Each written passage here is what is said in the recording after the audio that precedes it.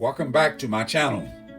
Today we are going to take a very, very deep dive into the wonderful ocean of consciousness and learn that we need a perfect living mystic who comes to this world to pick up sincere seekers of truth and take them back to their original spiritual home in which God Almighty resides.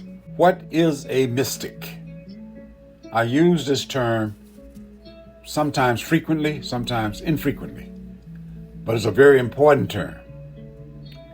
When I use the term mystic, I'm not referring to some drink that Snapple has created. They have a juice called mystic juice. I'm referring to a human being who has totally unraveled all of the mysteries that exist in creation, including the ultimate mystery of God Himself. I already talked about teachers in all other areas of knowledge, but the spiritual teacher is the most important and the least understood, because a person can teach himself so much after reading books, watching YouTube videos, or reading in libraries, going to a cult bookstore, and to some extent, if they sharp enough and have the discipline, they can practice some type of yoga or meditation and can penetrate this door and can go just a little bit inside the human body and go into the heavens. Very difficult and dangerous because you never know who you're going to meet. So you need a teacher at every track of the way. A perfect teacher, or you can call that person a mystic guide. And he can take you all the way back. But before we continue, I would like to say that if you like the content we have on this channel, please take a moment to subscribe and let us know how well you like this video.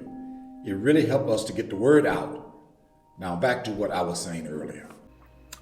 There are different levels of mystics. You got mystics who have unraveled the level of the astral plane.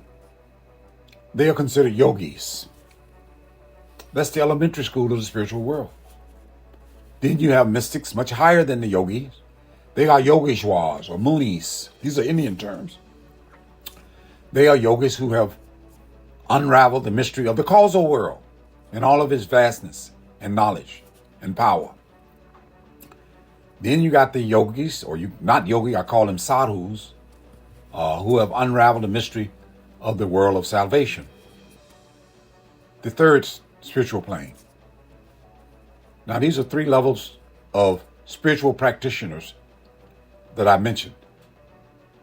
Yogis of the astral, yogis of the causal or mental world, and spiritual practitioner of the spiritual world. They're called sad mystics or sad gurus. Then you have yogis, I won't call them yogi, but you have gurus who have gone beyond the plane of salvation, which is the third spiritual region. Then you have Sat, which means perfect, gurus. Sat Guru is an Indian term which means perfect teacher, or PLM, perfect living masters. In order to escape the three realms that I just mentioned, and to go all the way back and cross the fourth realm and end up in your original home, where you came into these different levels of consciousness, you have to meet a PLM, a perfect living master, or a perfect Saint Sat Guru. Now, who are we? The perfect mystic has always been on this planet. This planet cannot exist unless there is a perfect mystic, even though they're rare. Sometimes when they come, people do not understand them. Their disciples sometimes do not understand them. Why do they come here? They come looking for intense seekers. They pick up some superficial seekers, but they're looking for intense seekers of truth and of their place of origin. When the perfect mystic comes, he picks up certain students. You call those students disciple. There's an old Indian adage, when the chela is ready, the teacher is there. The perfect teacher is there. So when these teachers come, they come here not to teach. They come here to use their powers to pick up certain souls, not everybody, but the ones who are seeking to go back home. They pick them up and take them back to their original place of origin. Don't get me wrong, there have been teachers of a lower order, and these perfect mystics, they do teach, but they don't mean to teach. They only teach your mind. The biggest lesson that you have to learn is that your mind is not you. The mind is the biggest trap that holds us in these different levels of consciousness. The mind is constantly thinking through thoughts and creating the illusion that we have knowledge. So they may come here and display knowledge by satisfying your questions that are in the mind. Once they can make you get satisfied and have the experience of aha, that means I know. As you start knowing different levels of knowledge and awareness, you start developing trust and confidence in these perfect teachers because they're human beings when they meet you. You at this point don't know that they're God. All these holy books, whether it's the Bhagavad Gita, the Quran, the Mahabharata, the Buddha teaching, the Tao Te Ching, or the Christian Bible, all of these teachings have started with a human being who went to another teacher or to a perfect mystic and discovered who he or she was, and they taught their disciples or trained their disciples through expressing love to them and answering their question. And eventually, when these disciples developed love, they took them out of the creation, rapidly back to the home. Now, intellect is necessary because it's part of the mind. And if you're highly intellectual, you should ask questions of these individuals, and they know how to satisfy your question. So ask and harass them. They won't feel you're asking them. Ask them many questions until you're satisfied. Because mysticism, as one perfect mystic says, cannot be taught. It can only be caught. And you can catch it with your soul. Because your soul has the faculties to catch it. And one of the biggest faculties is love. So when you hang around them or get in their association through whatever means, meditation, there has to be some close association, and you develop love for them, then you start catching spirituality. You start catching spiritual experiences, not just intellectual knowledge, but experiences of how this creation took place, how everything has come into being, including all life forms, as well as the methodology of how to go back to your original home. These mystics are not ordinary beings. Many of them, when they come here, people don't understand them. Let me give you a few examples. There was one mystic by the name of Sarmad. He was in Iran, in the eastern part of the world. And he initiated many disciples. One disciple was Maulana Ram, who became also a perfect mystic. And they had strange teachings. I remember Sarmad in one of his poetry, because he loved poetry. Maulana Ram, people call him Rami. He became a poet. And they would just speak from the heart and create poetry on the spot. Sarmad says, "Find thyself a mystic guide. For beset with danger is this inner journey. For beset with danger is this inner journey. And do not try to go on this path, the spiritual path, by yourself. You will be bombarded and besieged with many spiritual highway robbers and cutthroats who will try to sabotage you of your spiritual wealth and keep you involved in this vicious cycle of birth and rebirth, death and redeath. Constantly birth and die." He was a powerful mystic. He was a Muslim who was born in Iraq. Another mystic, I think that was Maulana Ram, he said something different. He said, "Oh, hush thee, and go sit in a quiet corner and listen to the 5 melodies that are coming from heaven. Be quiet and listen. And that spiritual sound and music will take you to the highest level. There are 5 regions that you have to travel upon. That's how these mystics talk. It's hard to unravel their poetry. But going back to a Western mystic, Jesus Christ, he will tell his disciples, the kingdom of God is within you. Luke 17:21 verse. Be prepared.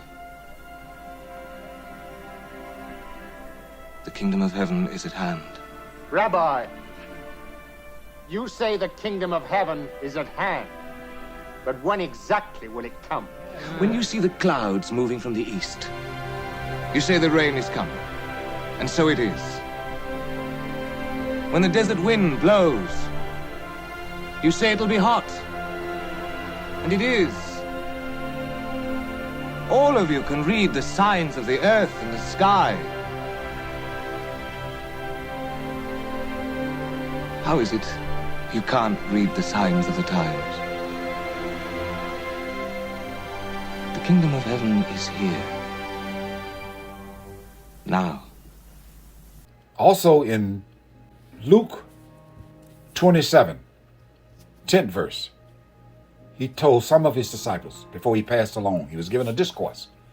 He said, there are some of you standing before me today who shall not taste death until they see the kingdom of God. What did he mean? He merely meant that if you be around me, you develop this love, either through meditation or through close association, you will be able to actually go into the heavens and go far up into the heavens, depending upon your love and your seeking, the intensity of your love and seeking. And you will be able to see all of these things before you biologically die. That's what he meant. Yes, I know it sounds incredulous. It sounds almost impossible, but it's possible, Christ was saying, to see the kingdom of heaven while alive. Today, some people who practice meditation, they say you can learn to die while living. They mean merely to wake up in the physical consciousness and go into the higher world and then come back and go to work tomorrow. Death and waking up, they use those two words interchangeably in terms of the same meaning. Now let me tell you what happened to these human beings who were living and had disciples. When they were working with their disciples, they never told their disciples that they were God. But some of their advanced disciples went far enough inside and actually experienced that their spiritual teacher, or you call it perfect master, perfect mystic, was actually God. And they started telling other disciples who had not had this experience, and the word got out through oral translation and talking to the kings of those worlds, because most of those Eastern worlds had kings. They didn't have presidents. And the kings, if they were in a Muslim world, they believed that there was only one God, Allah.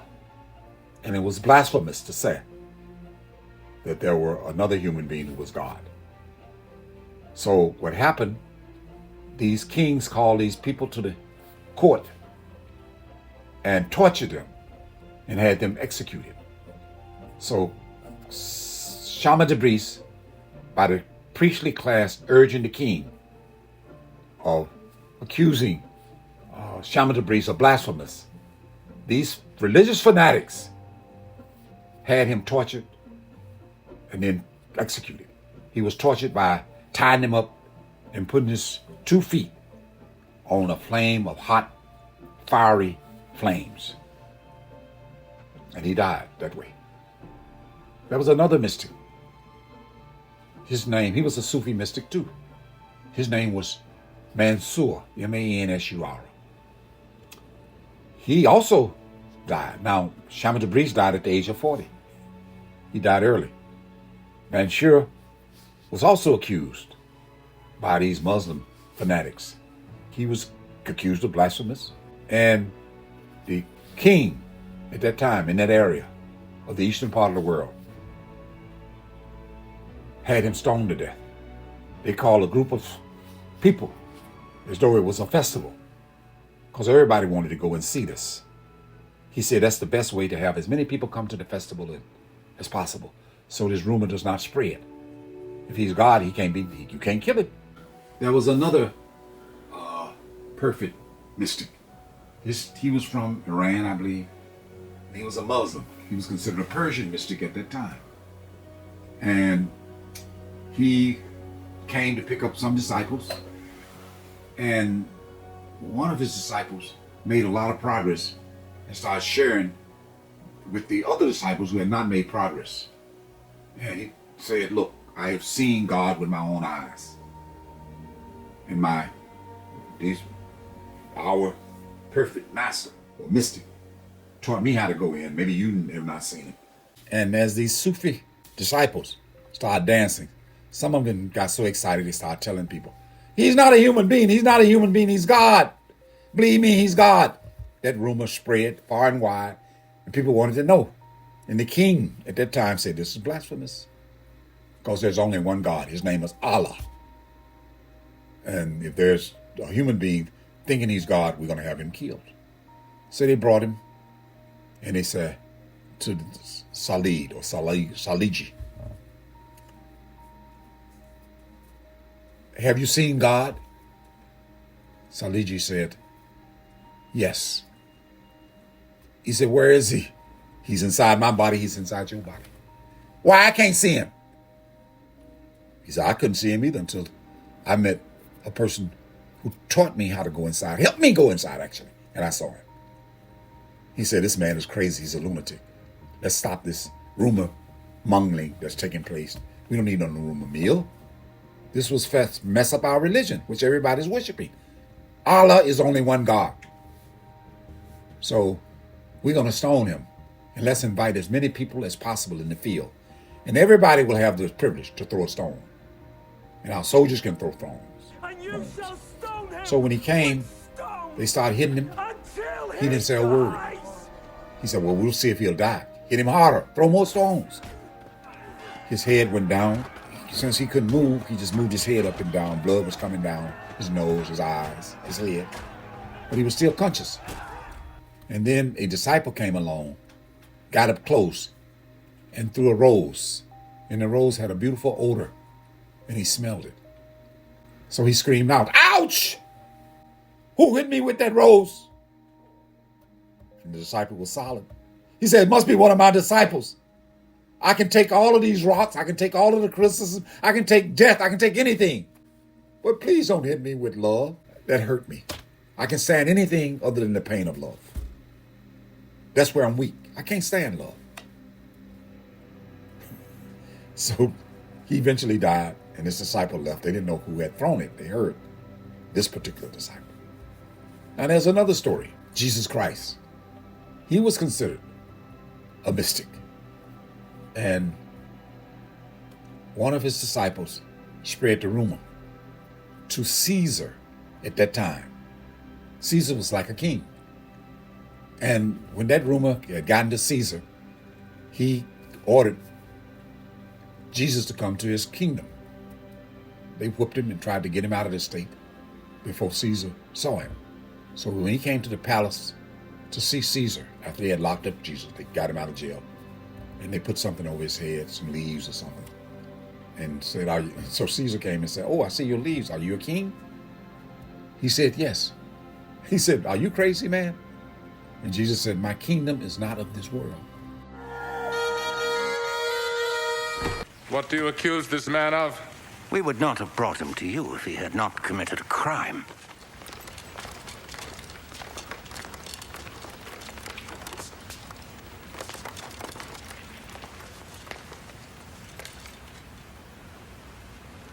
Are you the king of the Jews? Does this question come from you? Or have others told you about me?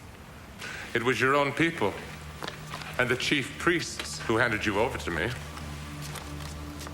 What have you done? My kingdom does not belong to this world. Are you a king, then?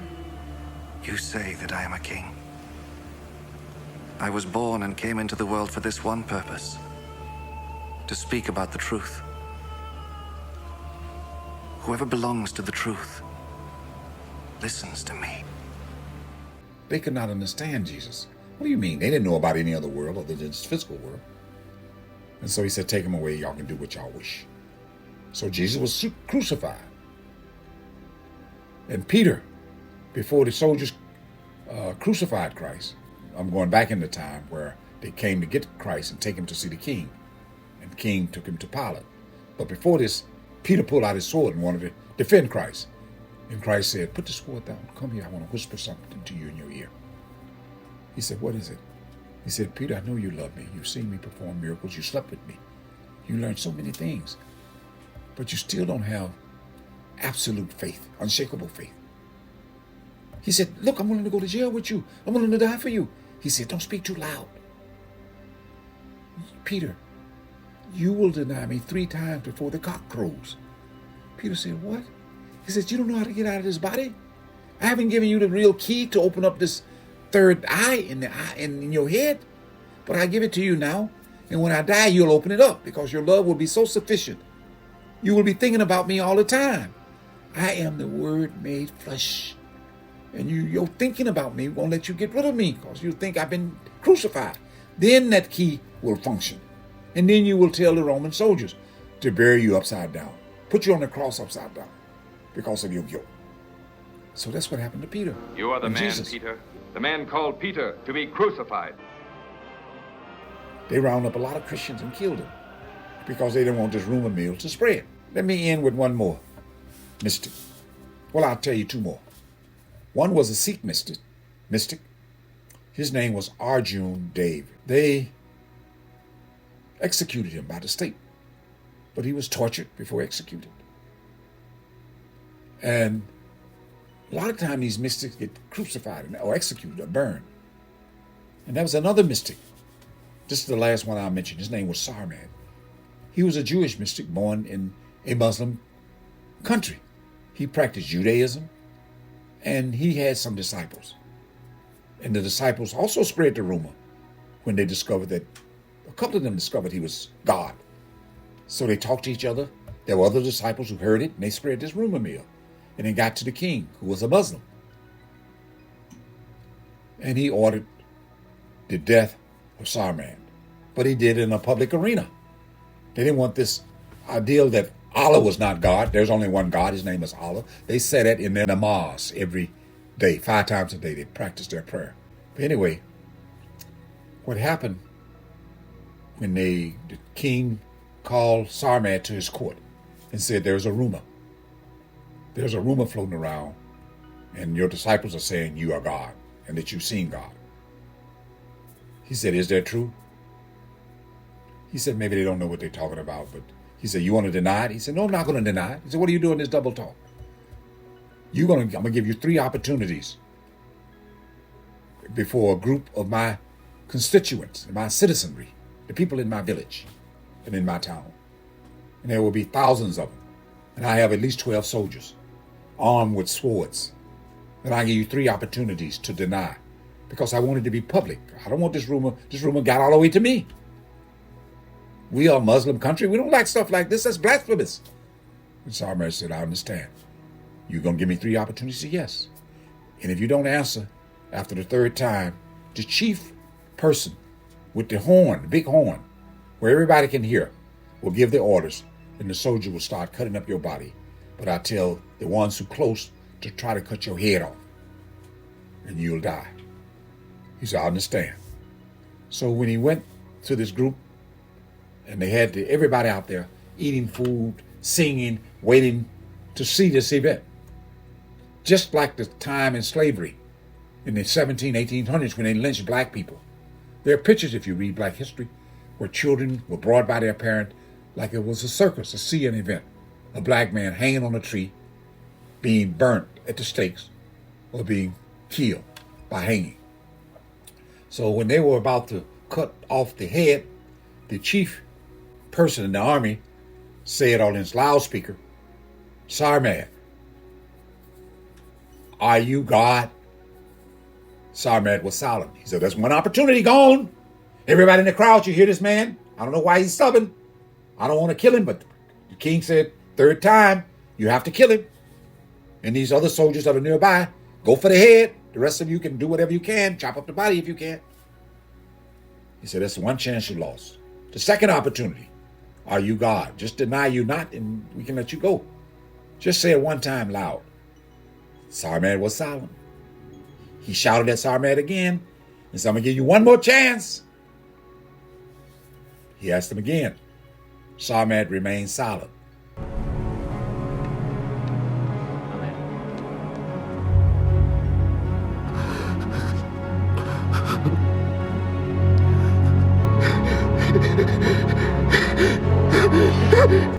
So the king gave the order.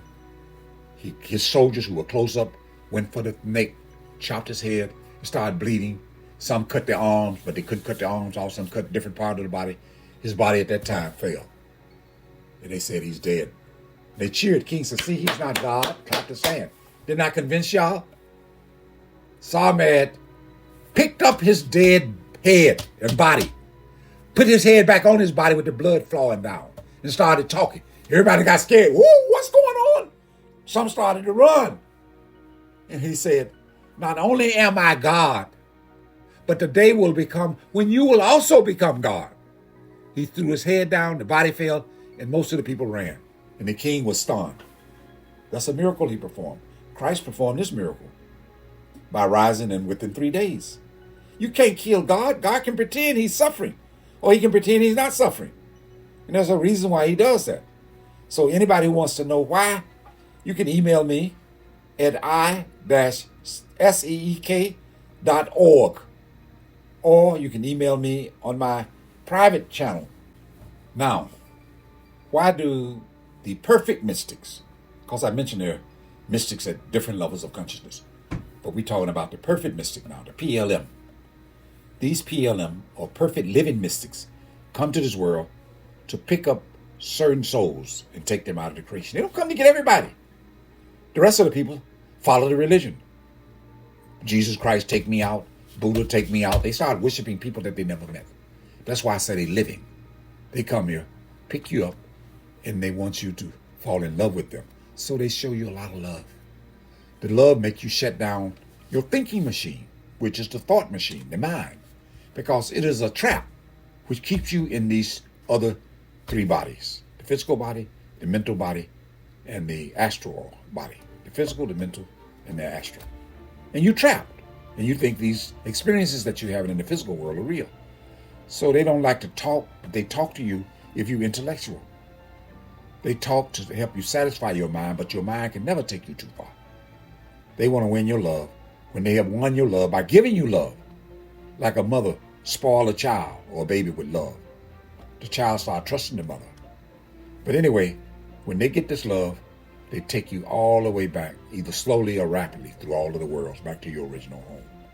And as you go higher and higher up, you enjoy yourself and you get to know who yourself is. Socrates was a mystic too. He was a Greek mystic who died in 399 BC in Athens. He was accused of corrupting the youth. And Mysticism, who was the chief prosecutor, knew this was a frivolous charge. He was accused of corrupting the youth, and also a charge of saying he heard a voice inside of his head, which was God.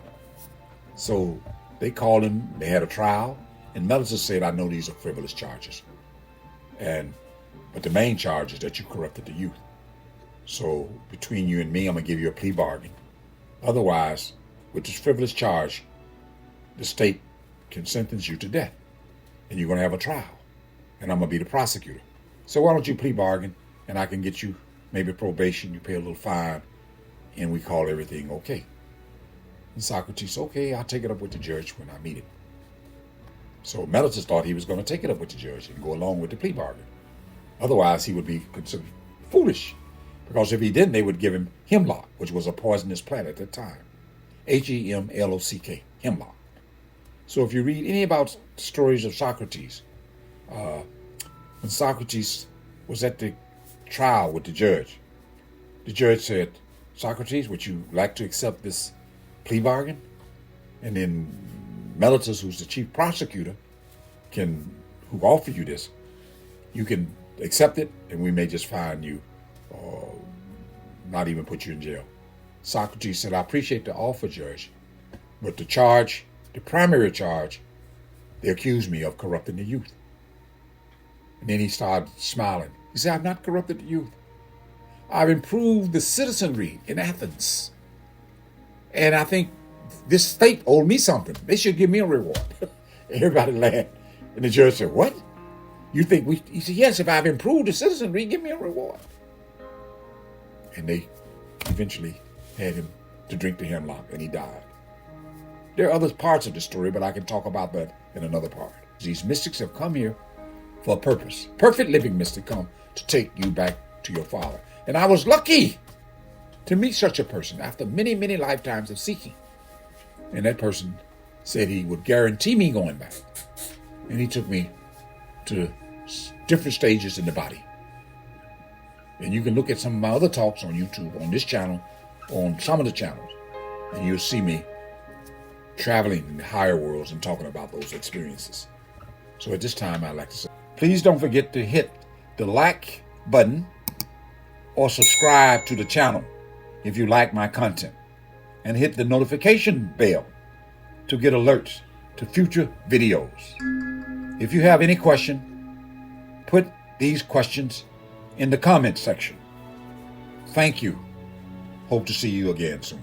By the way, if any of you that's listening to me on this talk today, if you have a topic or subject matter you may want me to talk about, put it in the video or write me concerning that. So good luck and goodbye. Hope to see you soon on YouTube.